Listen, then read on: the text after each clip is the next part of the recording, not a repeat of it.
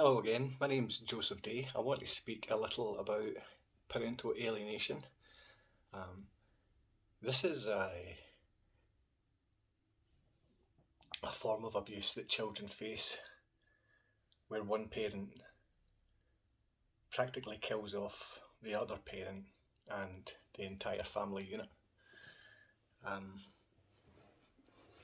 Normally this can be for a number of reasons, but it's generally through separation or divorce.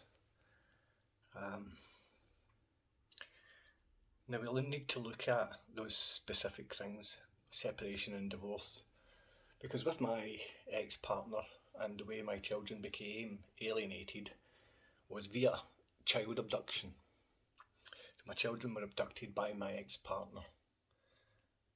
Now she didn't just take them away and that was it, make the flight details behind my back, not tell me about any of these. It wasn't just that. The method she used was she went to the police and said that I'd been sexually assaulting her, physically assaulting her, and she went to the police with a charity called Edinburgh Women's Aid and gave a full statement regarding how I was beating, sexually assaulting and abusing her. Now obviously the police, once they took this details, my ex-partner moved out of the house and I was arrested.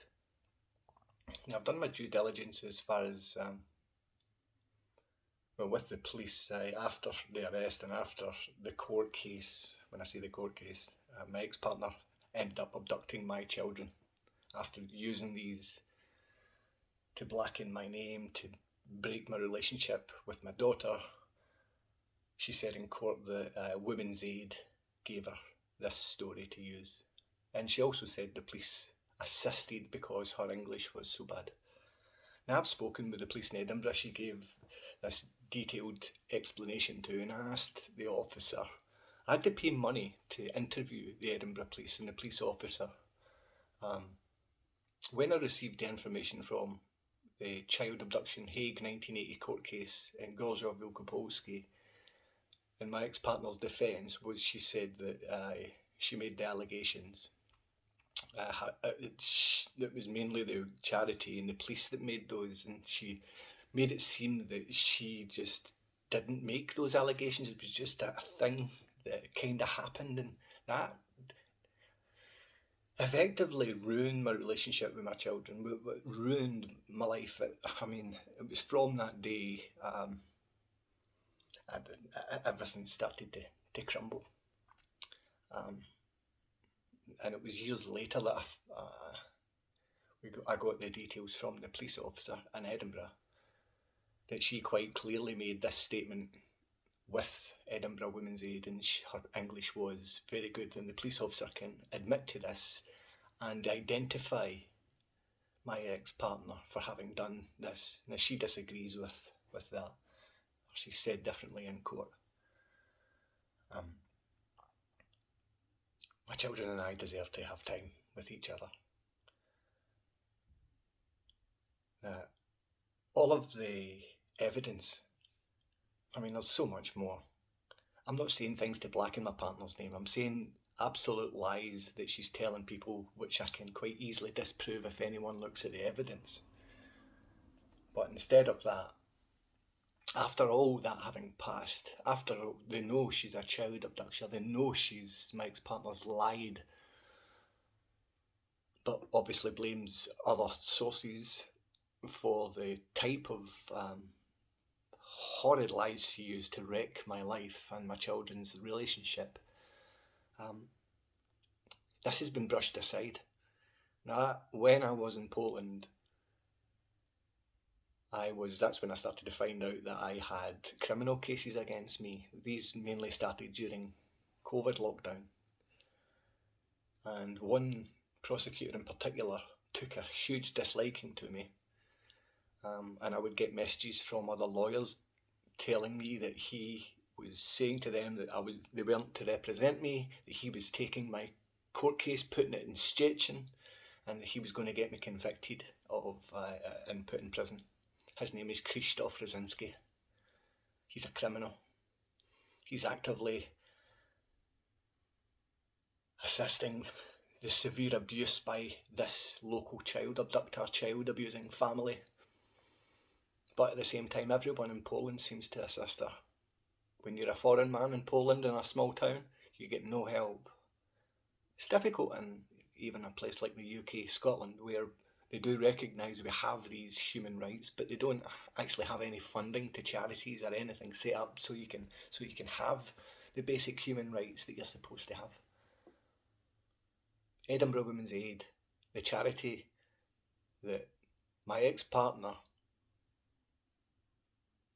said in court under oath that Edinburgh Women's Aid gave the information, gave the lie that I was sexually and physically abusive. My ex-partner said that Edinburgh Women's Aid told her, advised her in front of the police to use these lies to be able to abduct and abuse my children and to have control over my life and ruin my life, ruin my children's lives. Every day my children are being manipulated. Every day my children and I are apart. The term parental alienation, and anyone that tends to stand up for those that are giving some kind of awareness, always comes up against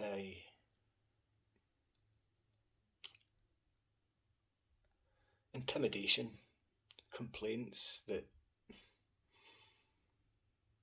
in most cases the alienated parent is a father, and in most cases he's a criminal, or he's abusive, or he's a drunk, or he's a drug addict, or he's abusive, or he's a sexually abusive, or he's the wrong one. And that half of our children, it has to be written off, it has to be hated. This is the old deadbeat dad position taken by most women's rights groups. We need to be able to fund families, not one part of families. We need to be able to fund the rights, the human inalienable rights that we have. We have to be able to fund charities to give people support to make sure we have these. In Poland just now, children are being abused. It's an American business model. Parental alienation is an American business model, and it is a billion-dollar industry. The difference in America, people are not afraid to stand up. People like to stand up against what the system in America does. They love to point it out. They have people willing. Poland, we don't have that. People shirk away. If they are criminals, they've got their own things in their own mind. They want to stay in the shadows. The men in black robe and women in black robes in Poland are criminals. They're profiting from child abuse. The psychologists, the psychiatrists, the schools. Everyone is involved in keeping child abuse going in Poland. No one has a voice in Poland, and if you're a foreign man, you'll be thrown in a prison cell. You'll be thrown in a dungeon. As they've done before, they've thrown me in a dungeon in Gorzów with urine and faeces over the floor while they'd laughed, sending in local drunken drug addicts, abusers were coming in and out the cell through the 2 days that I spent in there. And that was a prosecutor, Catherine, a neighbour of my ex's family. It was a neighbour and friend that had me thrown as a terrorist into a prison cell based on the words of a child abuser, because the prosecutor knows the family. And Krystof Rosiński, he is now assisting prosecutor Catherine because she assisted her friends. This is one big circle of Polish child abuse taking place in Gorzów Wlkp, and this is not a first incident. This has happened. This is a normal thing for Gorzów, and you'll see lots of reports coming out. Gorzów is heavily into profiting from the abuse of children. It's got to end. We've got to address this, and we've got to speak to the Polish. We've got to have anyone Polish that is looking to stand above the parapet and help abused children, then please do so. The Anti-Alienation Project is something that's close to my heart. any child survivors that have been abused by another parent, brainwashed since childhood to hate half of who they are. Poland profits from that. That's Poland's business model. It's stolen straight from America, but Polish have no voice. Let me hear you. Let me hear you, Polish parents. Let me hear you, any parents. Let me hear you if you've got any empathy or love. Let me hear you if you actually want children and families to be a success rather than dragged and torn apart and money's invested into killing babies and tearing apart families.